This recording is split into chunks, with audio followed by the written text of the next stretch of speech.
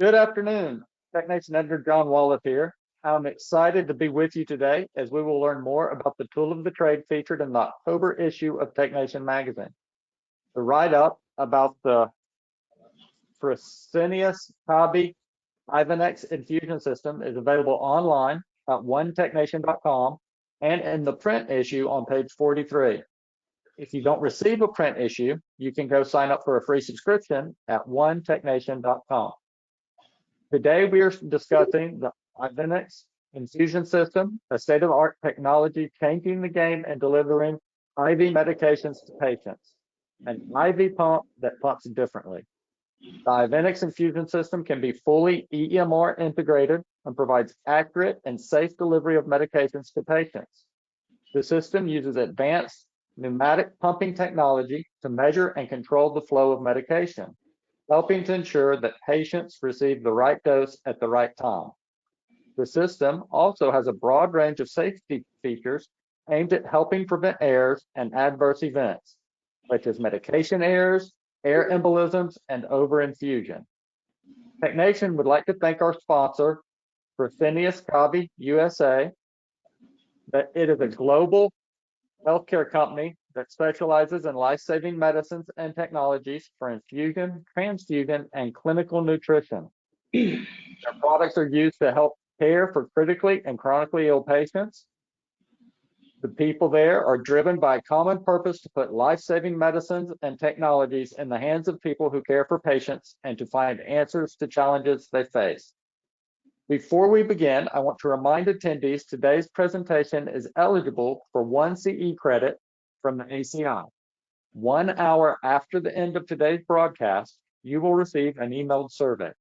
Completing that survey will grant access to a certificate that you can download and print from your desktop. Also, today's sponsor provided a few PDFs for you to download. These can be found in the handout section of your webinar dashboard. Also on the dashboard is a question feature. You can submit your questions for our presenters to answer during our live Q&A today. After today's session, please check out the Fresenius Kabi website to learn more about the company and its great products. You can also find more about the company at the MD Expo in Orlando, October 29th to 31st. They will be set up in booth 100 in the exhibit hall. New for MD Expo in Orlando is the Tools of the Trade Live session, where attendees can get hands-on experience with various devices.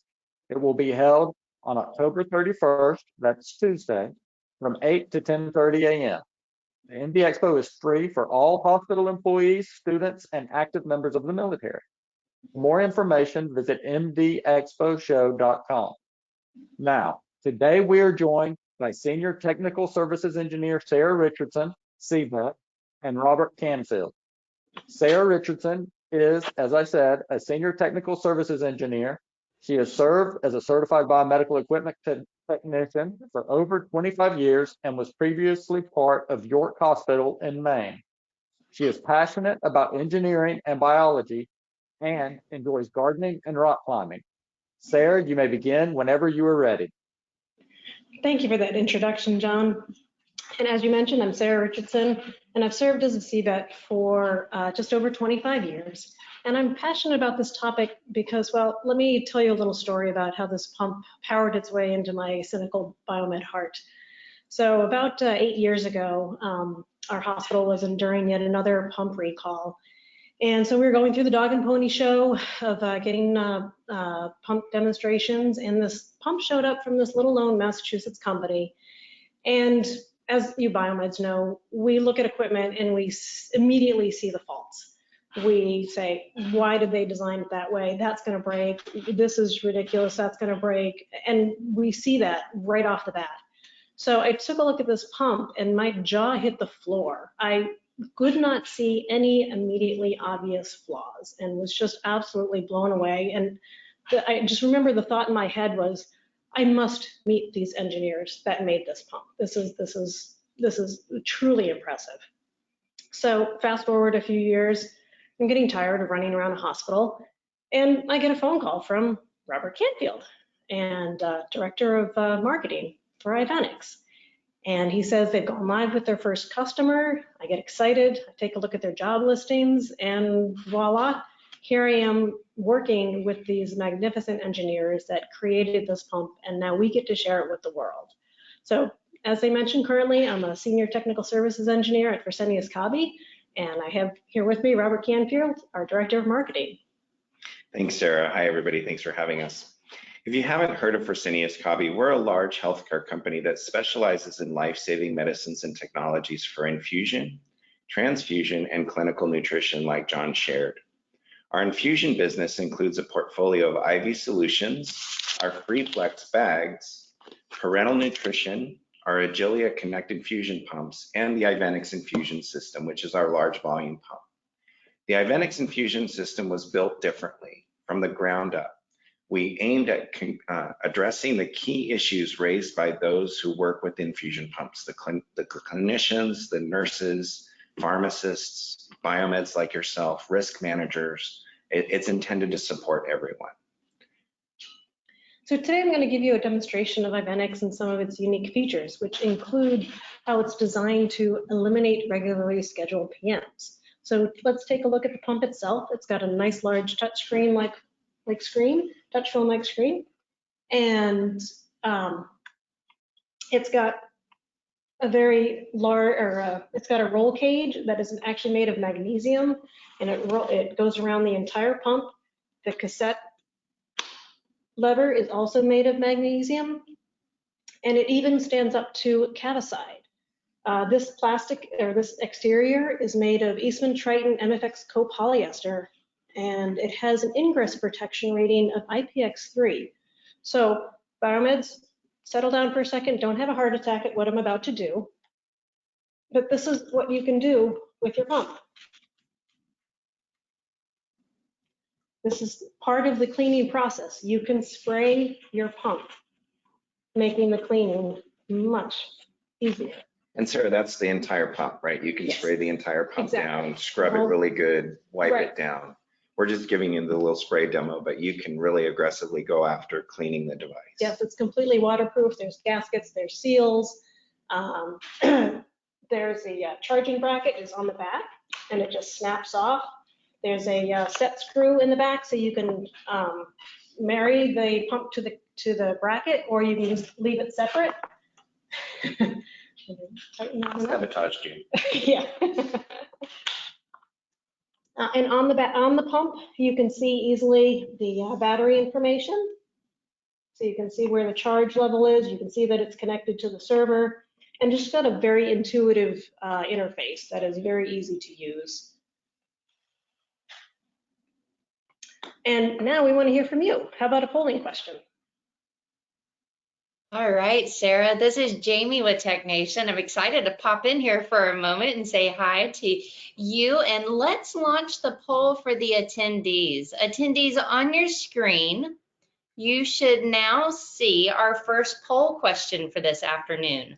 The question will read, how often do you replace your IV pump batteries? You have three options that you can select as the answer.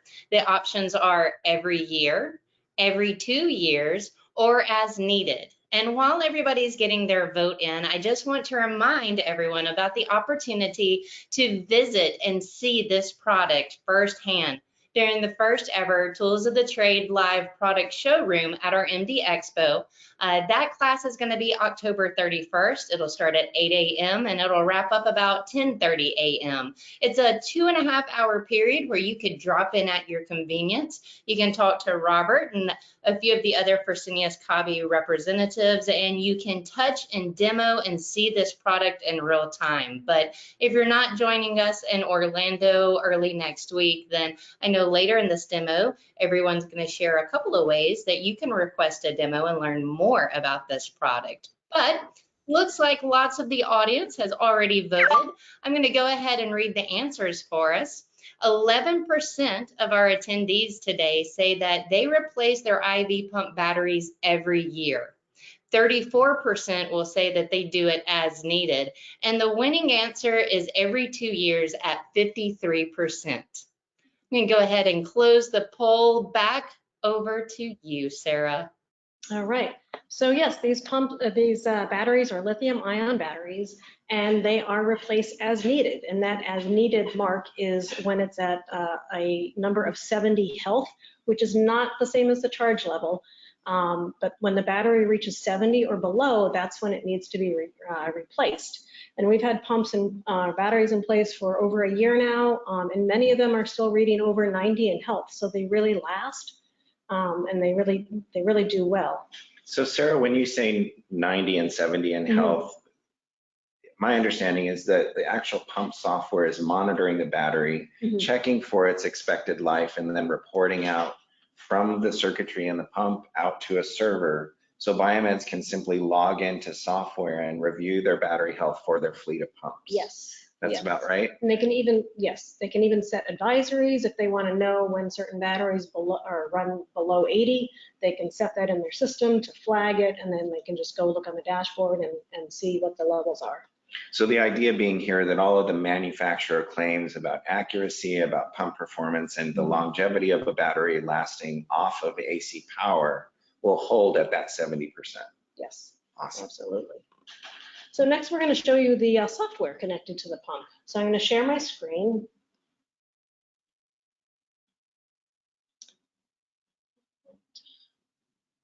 So here, this is the systems dashboard, and there's an infusion dashboard, a drug library dashboard, there's admin tools, there's alarms reports. So there's a bunch of dashboards that you can go to that you log into from any computer. It's not a program that you have to download. It's just a site that you have to go to. So here we've got the systems dashboard, which is mostly where the biomeds live. And you can look at your pumps by version and date. You can see the drug library software version. You can see what's available. You can see which department it was last in. You can see if a pump is in use. And here right now, I've got our pump up, and you can take a look at the specifics. We've got device info. You can see when it was last powered on and powered off. You can see the MAC address, the IP address, the SSID, and then you've got your status, whether it's online or off, and you can see the battery health. So this battery health is at 100, so it's perfect. You can also look at pump logs. You can download pump logs and take a look. So this is an important one, in my opinion. In most of the industry, my understanding is when you want a pump log from a device that has had some sort of incident that you need to investigate, you've got to go physically find that pump and collect it and report out on that device. You might have to cable up the device and collect the logs, work with the manufacturer to interpret the logs and get all of that done. My understanding with this is the logs are available on the screen of the device, which is great. You can check it at the device, but you can also transmit those logs wirelessly without ever touching the pump. Is that right? That's right. So they exist on the server and they're in human readable form, so you can figure out what's happened with the pump and do your troubleshooting. Exactly. That's awesome. Yes. So we're going to launch another polling question. Great. I have one ready for us. Let's launch it for the attendees. Attendees, now on your screen, you have your second poll question for this afternoon. The question reads, how much time do you spend looking for pumps, stragglers, or pumps needing PM service? Your options are going to be under 15 minutes per pump, 15 to 30 minutes per pump, or 30 minutes or more per pump. While you're submitting your answers, I'm going to give you one way that you can learn a little bit more about the Ivenix Infusion System. If you visit TechNation TV, the URL is technation.tv. It'll take you to our YouTube channel, and there's a couple of playlists. Look on the Tools of the Trade live product demo, or you can look at the MD Expo education or live at MD Expo playlist. Robert and I had the opportunity to do a live product demo in Nashville a couple of months back. So that's another opportunity for you to learn some great information about this product. Let me go ahead and close the poll. Sarah and Robert, I'm going to read the answers to you. It looks like we had 18% of the attendees today say that they spend under 15 minutes per pump. 32% of the attendees say that they're going to spend about 15 to 30 minutes per pump, and a staggering 51% say that they spend 30 minutes or more per pump. Absolutely, and I used to spend 30 minutes or more trying to look for our pumps. So imagine if you could walk to your computer and hit a button, and within minutes, somebody would call you and say, I have your pump.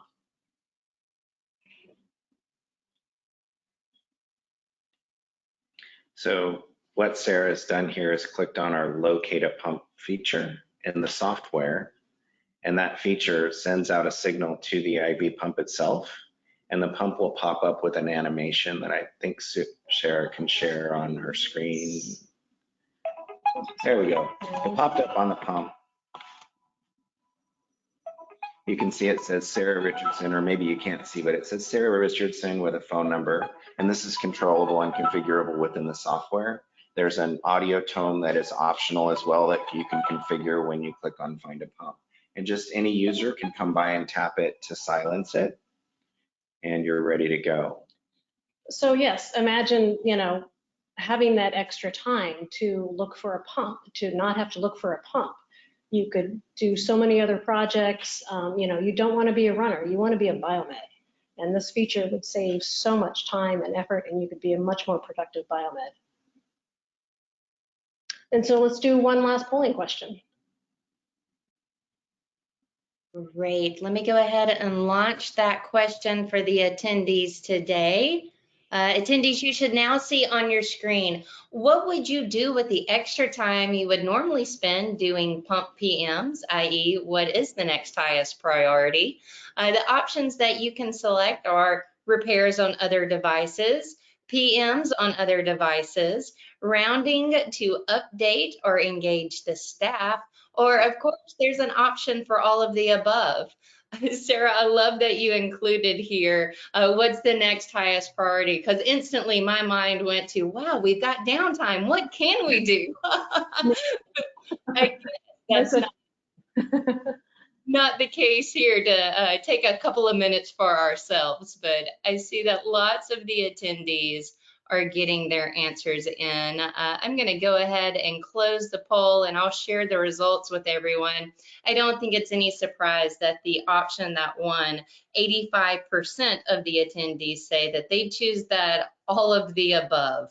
11% would start working on repairs of other devices. 4% would start on their PMs.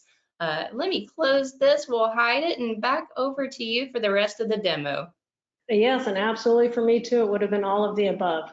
There's so many outstanding projects that biomeds have to take care of. I would have been checking my temperature calibrations. I would have been going after my could not locates.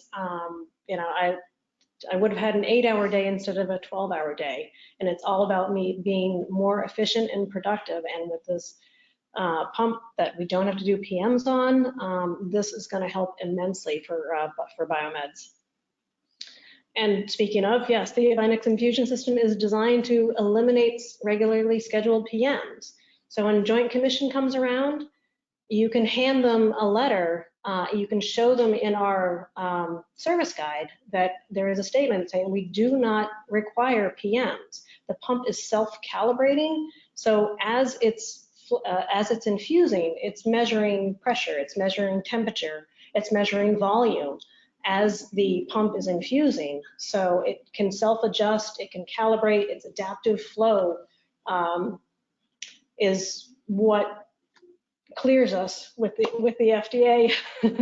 And so there's no accuracy check required. If this cleaning staff looks at it for any kind of damage and then lets biomed know, if there's no issues found with physical damage or anything else, then there's no technical touch. And this is all documented. So you can just say to Joint Commission, no, we do not have to do PMs on our infusion pumps. There's no scheduled reason to collect the pumps. Yeah, so Sarah, this is where I think a lot of the conversations I have with biomeds is really challenging. How are you assuring that we don't need to do this PM? This is documented in our instructions for use. This is available for you to show the Joint Commission that you are doing what the manufacturer recommends. So just to kind of recap the global thought here with the product itself, as Sarah shared, there's no preventative maintenance cycle for you to do. If you have your cleaning and clinical staff that are doing cleaning, inspect the device for physical damage and return those devices to Biomed if there's a true physical damage to the device, then that's when they're going to come down to Biomed. And that's kind of the ideal state. It is what I'm told from Biomed is my ideal pump would come down to Biomed when it's actually broken and I wouldn't have to do a lot of this extra work. The drug library itself is wireless, and not only is it wireless, is it goes to the device within minutes. So there's not this version spread that you would experience from a device that requires some sort of reboot or a user action. There is no user action from the nurse to apply the drug library. And then if you think about the operating system or the firmware of the pump itself, that is also sent wirelessly, and that goes to the device with an acknowledgement from the nurse because we don't want to interrupt care. We want them to be aware and allow the firmware to be applied, but they're going to be the ones to acknowledge the firmware update. The pump's going to reboot, and within a few minutes, it's going to be ready to go for its next care cycle or its next patient. And then one of the last kind of bastions of why Biomeds and IT will want to collect the pumps is to change the network configuration of the pump to, for a cybersecurity issue, maybe you've had a breach in your network and you want to just do that extra diligence and change the way the devices authenticate on the network. Those cybersecurity settings are also applied wirelessly. So there's just a tremendous amount of thought put into the design of the product to make sure that what are all of these reasons that are keeping the device away from the bedside, away from clinical work that we can minimize? How can we put a longer lasting battery in it and give Biomed a view to that battery? So let's replace it when it's needed and be economical and more conservative about that as well. Let's give them some advantages. Another advantage of having kind of a fresh start is the ability to have a really strong wireless connectivity. So if you think about newer technologies in wireless, everything's evolved. This product is recent to hit the market. So we've got a really robust network card in the device is what I'm basically trying to say. And with that robust network connectivity comes just a wealth of ability to connect to your HIT systems. So if you think about your EMR, your patient registration systems, your nurse call systems, clinical workflow systems, real-time location systems, anything and everything that's out there that is IHE compliant is the intent here. And we've put the product through IHE. It's certified. Our letter of certification is on our website as well, ivenix.com. I'm starting to sound a little bit too much like a commercial, but it's like Sarah says, it's really exciting a product. You can't not get giddy about it. It's kind of, I'm an infusion pump nerd. I have been for a while, and it's just hard to not be excited. One other thing I wanted to share about it, and it's not turned on right now, but you can see the turn on is, power on is really quick. And right now, the device is prompting same patient, and we've put in Helen Edwards. And do I want to do a new patient or the same patient? And if I were to do a new patient, I can come in here and set patient, and there's a list of patients displayed here. And I know it's kind of hard to see on the monitor, but come by our booth and see it, and you can see the patient awareness that the pump has. And what that is the pump itself will connect via HL7 to an ADT interface, admit discharge transfer. So there's a tremendous amount of power that comes with that of bridging you from a non-connected, non-integrated infusion pump to a world where the pump has a wealth of rich data that can be used for things like alarm routing, like billing and charge capture, other creative things that you folks are going to think of and we're going to want to build into the system in the future. So I've rambled a lot, and I know we were probably faster than we planned to be. We've got some opportunity for questions later, but Sarah? We've covered all the features we thought you might be interested, but it's really the tip of the iceberg. So we'd like to open it up for questions and happy to talk about anything more you'd like to learn about. Fantastic. Thank you so much. I really enjoyed that presentation. A lot of great information there. I like to find my pump thing. I'll need that for a lot of things at my house. Some of the questions that we have coming in so far are, how do you justify having no PMs? Well, we've got. Yeah, it's kind of a joint conversation there. Sarah likes to be careful. I'm the marketing guy, so I'm allowed to say the touchy stuff. Because the pump actually is calibrating while it's pumping, and we didn't really get into the pneumatics a lot, but there's a pneumatic pump behind this little diaphragm here. This chamber right here pulls and pushes air and measures what it's pushing based on a calibrated chamber inside the pump. So that very accurate measuring of what we're pushing, and then a regulated control down here with a dial that's controlled by this armature here, allows us to flatten out the delivery of an infusion. And if you've ever looked at any of the trumpet curves in any of your instructions for use, and I would encourage you to do so with the product that you have today, you'll see spikes in delivery, spikes and troughs in how the device is delivering an infusion. And our charts start out with a tiny little bit of a, let's get going in the first few seconds, and then it's flat from there on. The only flat line you want in healthcare, right? An accurate plus or minus 5%, a very tight, accurate delivery of flow, accurate deviation. And what it also brings us is the ability to respond to conditions in the environment. So if you think of downstream pressure that occurs, if the patient's pressure increases, if they kink their arm and it's a little bit harder to push, we're actually going to push harder.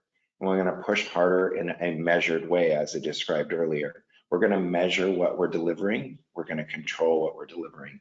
The bag height is not going to matter. You'll see their bag hooks on the side of the device. We don't care where the bags are. You can hang them high, hang them low. The pump doesn't have to be at heart height. You can hang the pump high and low on the pole. It's going to be accurate in all of those clinical conditions we described. And that alone, just that constant active measuring, is why we don't have a PM cycle, because the device is calibrating itself while it's infusing.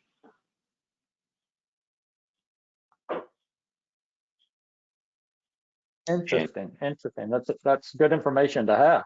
So this next question, I think they felt kind of the same as me, but can you tell us more about the Find My Pump feature? Yes, I actually have a little thing I can show you. Let me just share my screen again. You can see it a little clearer.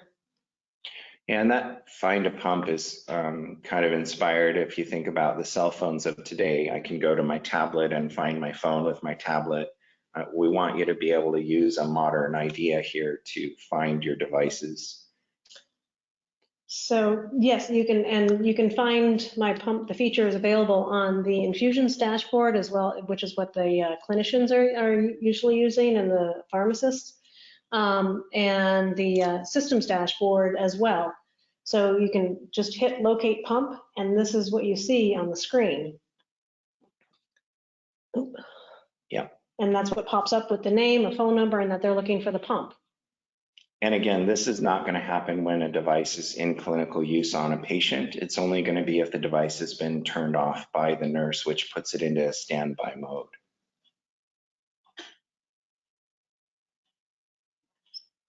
Great. That's fantastic. The next question we have is, what is unique about your battery health status? I think you talked on that some, but they want to have a little bit more information. Right. So we've talked a lot about the battery health, but one unique feature that we hadn't mentioned was that there are two batteries, and if one fails, the other battery keeps the pump powered on, keeps it infusing. So there's a lot of redundancies there in the entire system, really. When we talk about measuring and controlling, there's a redundancy in other systems within the software, so that worry that you have that if a system fails, you don't have anything to rely on. The intent here is that the product is going to be a little bit on the self-healing side and communicating to you what it needs, what's wrong with it. Not everything has to be an emergency. It's not always going to shut itself down and be unavailable to a nurse. It's going to keep on ticking, kind of is the idea. Okay. Another question we have is, how are you meeting the latest standards in communication, such as HL7 integration? Yeah, so the HL7 really comes in with all of those HIT systems that I talked about earlier. So what happens a lot in the industry with some infusion pump vendors is you've got to have multiple servers and multiple interfaces to make something happen. And with this product, if you're a large IDN or a small community hospital, we're going to have a single interface for you to get those HL7 messages out of, your gateway coming from the server to, your EMR, to your alarm forwarding systems, receiving information from RTLS systems, getting that integration going. And as I said, we've been to Connectathon, the product's been validated, we're live on patients today, auto-programming infusions and documenting infusions into the EMR, and there's just no stopping us from here. Absolutely. Fantastic. And then one attendee wanted to know, have you presented this to the military and says that they could really use this product? Yeah, we'd love to speak to the folks at the military there. I agree with you. The durability of the product is exceptional and very much worth a conversation. There are a lot of factors to consider when using a device in the military, and we welcome a conversation to do so. Absolutely.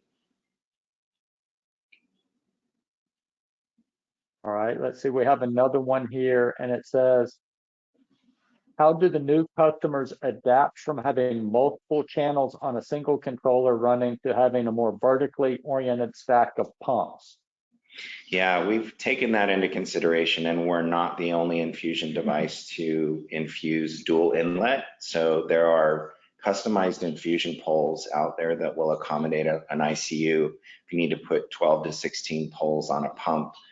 Because we pump from anywhere, we're going to be accurate, again, way up high and way down low on that configured pump. There are some that are 2 poles on a single pole. There are some that are 3, so you can get into those high numbers in an ICU. When you think about a modular system, one of the challenges there is that you've got a Y site, and I've got to use my fingers. We don't have a Y site handy, but you've got a Y site for your tubing, and then the tubing goes into the pump. So that Y site is where you hang a piggyback, where that secondary is going to be hung from. That Y site is not intelligent. What we've done is taken that intelligence needed to deliver accurately on that primary and secondary. Maybe it's helpful if I've got it in the pump itself. So we've got a primary line coming into the cassette, and we've got a secondary line coming into the cassette. And the secondary line, this could be a piggyback mini bag or a syringe, a 5 mil to 60, and we can actually pull from the syringe. So that opens up a wealth of capabilities for a nurse, that just a modular system or a system that just doesn't have a dual inlet capability that you just don't even realize as a nurse until you've done it. I've worked on many products, both peristaltic and cassette based, and it's really shocking. It does feel like kind of scary. I'm gonna lose my modularity, I'm going to lose my ability to build it out at the bedside, but it really is just about building the pump for the infusions that you need for your patient, the taking of the device on and off so that you can build out a system. These charging brackets, you can get extras if you like, so you can have a tree of charging brackets and just add infusions much like you would add modules. And then one really important thing that I don't think people end up learning from us, because we often forget to talk about it, if you have multiple pumps assigned to a patient, as I showed you earlier, that you can assign from the screen, those pumps, it seems like they're going to intercommunicate with each other, but what they're doing is they're sharing what they're doing with the server. So if you think about the modular system and how a modular system can say, I'm already running insulin on line A or channel A, whatever that might be, and the nurse goes to program insulin on line B or line D or whatever it is, further away, they've lost attention. It's a duplicate medication concern. These pumps can actually detect that across all 12, all 16, whatever the number of pumps that are assigned to that patient are. So you've now expanded your protection of duplicate medication in a way that other systems just aren't doing today. We can also check for incompatibility. So when you think about a peristaltic system and a single line in, we're aware of what medication is coming in on the primary line and on the secondary line. If those medications are not compatible, they shouldn't be mixed. If they shouldn't be traveling together down our freeway into the patient, we're going to notify the nurse of that, and that's going to be based on the drug library configuration. That's a lot of great information. And pardon me, but I don't have a lot of medical background, but this next question starts with great presentation, and then they ask, how does it work with stackability and multiple needs? That's kind of what you just addressed, I think. Yeah, it is. It's all about stacking them on the pole and where you're going to configure them. Again, any hospital of any size and any acuity, we're going to be able to address with a configuration that's going to fit really well at the bedside. We've got some great diagrams and pictures we can share with you. Just come by the booth, drop us a note on ivenix.com. We're happy to run through those and what that space consumption looks like. It's very competitive. It's very close to what you're already doing for other pumps you're using today. And then this next question is a free question. What is the lowest flow rate the pump can deliver? Is it used in pediatric hospitals? And what is the accuracy of infusion programming? Do you want to take the specs? So it's 0.5. It's plus or minus 5% in all of those clinical conditions I described. We are administering in pediatric settings. A large volume pump isn't really applicable for a neonate, so it's really about large volume delivery there. So it was accuracy, lowest flow rate, and where or pediatric. I think I answered all three. And then someone else asked, has the pump been approved by Health Canada? Good question. Wow, I'm in marketing and I'm not sure what I'm allowed to say today. We're very excited that we are progressing nicely in Canada, and we expect to make some announcements any day now. Do you have a syringe pump module or just the LVP module? So the Ivenix large volume pump is the Ivenix product, and I mentioned really earlier on in the presentation, we have the Agilia Connect syringe pump that we also offer along with the Ivenix product. And then someone asked, is the instructions for use document available online? Presently, we don't publish our instructions for use. That's something that we would share with a customer under a non-disclosure agreement, or after, of course, when they purchase the product, we're going to deliver the IFU then. We encourage anyone that has the deep dive questions to come to us, and we're happy to have a conversation. How many channels can be connected to the pump? Just one. It's one channel that's dual inlet, so it's two fluids or medications going into the patient, normally a carrier fluid and the medication, and a single channel line if you're used to the term channel for infusing to a patient. It's really up to you and the real estate for administering to the patient on the number available to use. But as I said, they each are sort of in a hive communicating what they're doing. So they're interconnected logically rather than physically. And then another question was, other than ADT integration, is the system capable for order and documentation interoperate with the common EHRs like Epic and Cerner? Yes, it absolutely is. We are live with one of the major hospitals using one of the major EMRs, and we are expecting to go live with others very soon as well. And that is for auto programming and for auto documentation. Great. And then another question. They wanted me to ask about connectivity to nurse call, patient monitor, or direct to IAT or HL7 systems, which I think we talked about a little, but if you could talk a little bit more about that. Yeah, this is something that's near and dear to my heart. I think the industry is hungry for a quieter environment for the patient, and the idea of taking the alarm that's happening at the bedside and getting it to a secondary person or a secondary alert so a nurse can be aware of what's alarming where and where should I run to more urgently than another. If sodium chloride is in room 304 and it's stopped, maybe I don't care so much about that as much as I would about heparin. And if we can tell a nurse what's alarming where on the mobile devices they hang from their neck or their cell phones themselves. I was able to visit a hospital that has it up on in the ward, and they're able to look on a dashboard and see what's going on with each infusion, if one is alarming, and being able to respond to that. And actually that segues into a product that we didn't show and we love to show you in the booth. We have an infusions dashboard that we offer with the product as well. Because of that admit discharge interface, we know who we're infusing to. We can show a nurse on an iPad, on a tablet, what's infusing where and where that alarm is occurring. That's more of a list of their infusions. They can subscribe to the infusions they're interested in. The same would apply to pharmacy. Pharmacy can subscribe to those infusions and see them down in pharmacy. And what that I've seen open up is a world of just-in-time replenishment of an infusion. If you think of an infusion that might be, you know, very costly in the thousands of dollars to compound, you might want to compound that in a just-in-time manner. I'm going to compound this within 15 minutes and get it up to the floor within 5 minutes and then deliver it to a patient. Maybe at the 25-minute mark, that infusion was discontinued. That pharmacist has an opportunity to call up and say, Robert Canfield was getting this infusion. It looks like it was DC'd. Oh, yes, it was DC'd. I just haven't had a chance to do that in the EMR, or it's just not made its way through the system for awareness. You're going to be aware of what's infusing at the bedside for your patients in a very detailed way.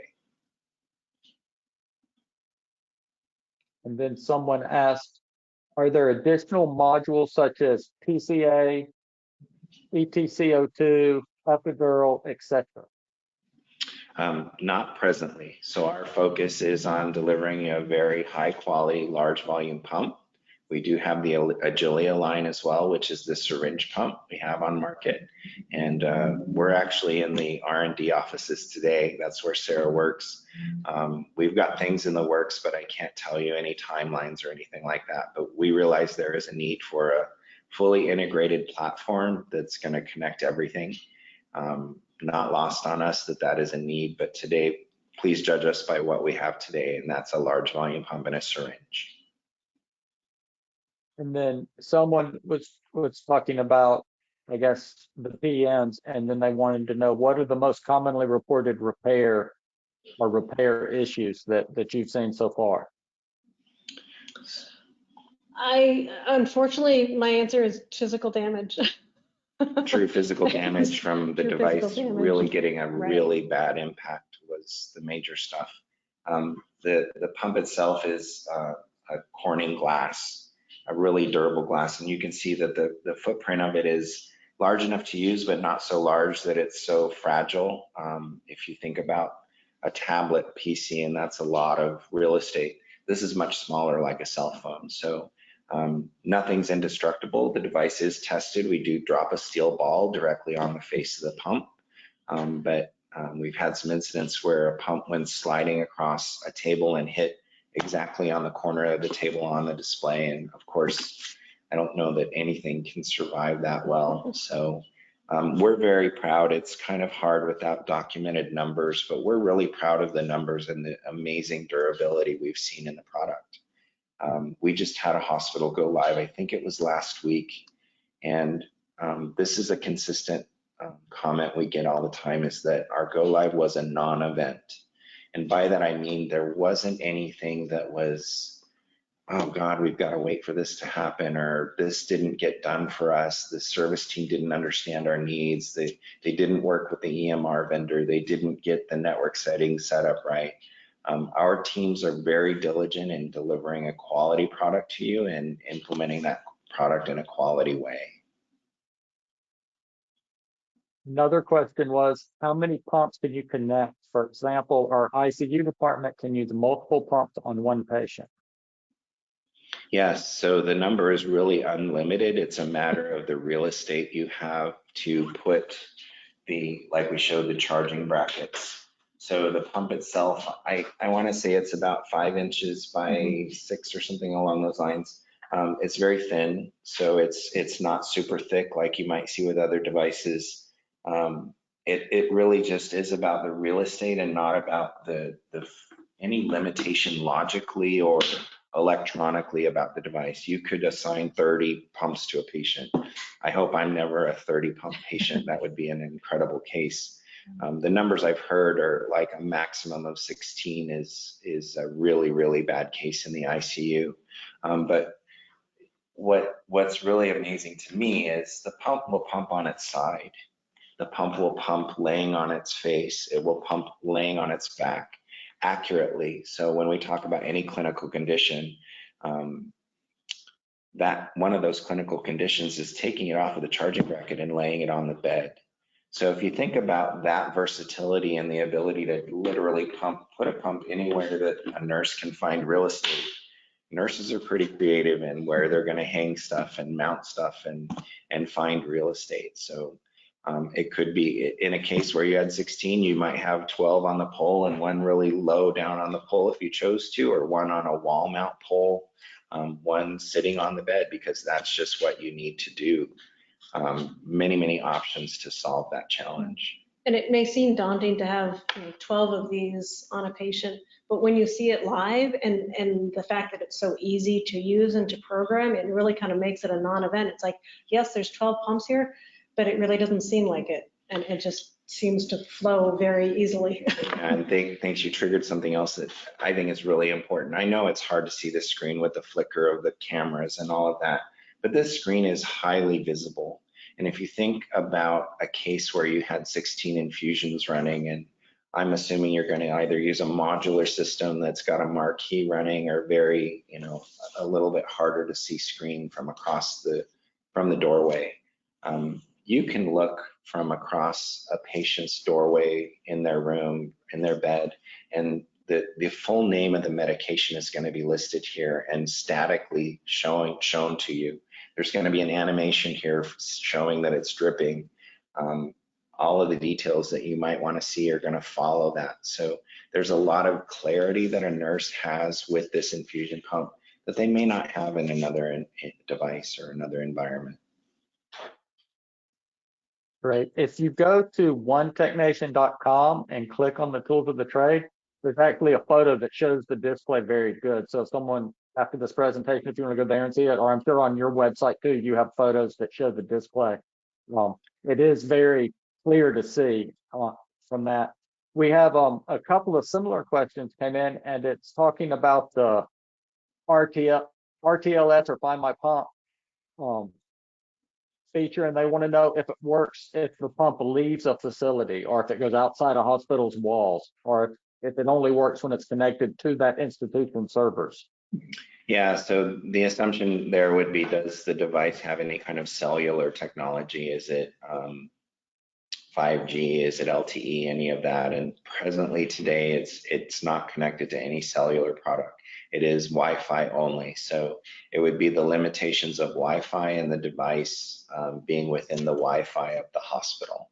I understand there are some RTLS systems that track infants in the NICU and infants in labor and delivery area to make sure they're not stolen. If your pucks for RTLS were on your pumps for that, you could also track a pump and be notified from your RTLS software, not from our product, but from that RTLS software that the pump had left the hospital. Right. And then someone asked, can you discuss out how it handles air bubbles? I'm sorry, what was the? How do we handle air bubbles? Oh, air bubbles. So yeah, we don't have an infusion running now right now, but we have a really great back prime feature. So as a bubble might travel down the tube or even come from a secondary source, the chamber here is going to sense the air, and there are sensors as well that are monitoring for air. If an air bubble hits that area, the pump is going to alert us, and we're going to come in and we're going to hold a back prime button. And what that's going to do is it's going to pump a little bit of fluid from the primary up into the secondary cylinder. And as you can see, gravity, as soon as a bubble is going to hit this area, it's going to go up into the bag or up into the syringe. So in the case where a nurse might just have a primary running, she might have a syringe that she just attaches, does the back prime feature that we can demonstrate for you in the booth, and it would pump it up into that secondary source. All right. And then someone asked, can you please expand more on the internal report for incident investigation? What data elements does it contain?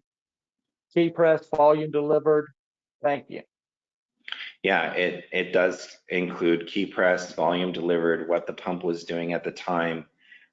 We've done some interesting investigations recently with the pumps, and one of the comments was that if we were working with a different pump, just the collecting of the data would have taken longer than the actual figuring out of what happened.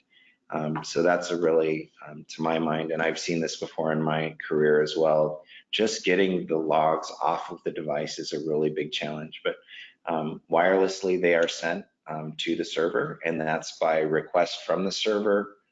Some of the logs come, but if you want a deeper dive, you do trigger them from the server. The pump will send them over. They're also available on the pump. If you think about the internal troubleshooting that the device is doing on itself, it's self-checking. A lot of those self-check results are going to be available to you in those systems. So did the calibration work successfully? Is pressure testing going properly? Is the pneumatic system working well? All of the details about the battery health, or the most important details that we believe you're going to need. I have not had a comment yet from a biomed that they can't see what they want to see about the product in the logs. And that includes at the screen of the pump as well as remotely from the server. And all of the things that you mentioned, yes, they are in those logs. Okay, good. And then someone asked, can the chargers be quote ganged or quote daisy chained together? Well, yes and no. That they are an AC power cord for each charging bracket, and we do offer poles that have a hospital grade power bar at the bottom.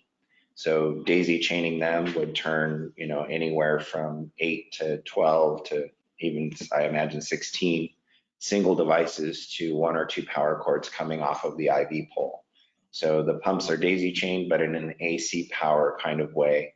And if you think about the challenges there, sharing AC power is a lot more reliable than sharing a DC power supply across things. So that was a design choice that we made to make sure the product was, I want to say, of optimal reliability, but as reliable as we can get from that standpoint.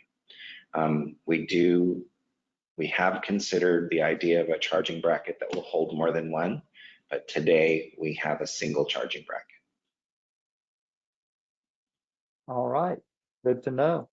And then I don't see any more questions right now.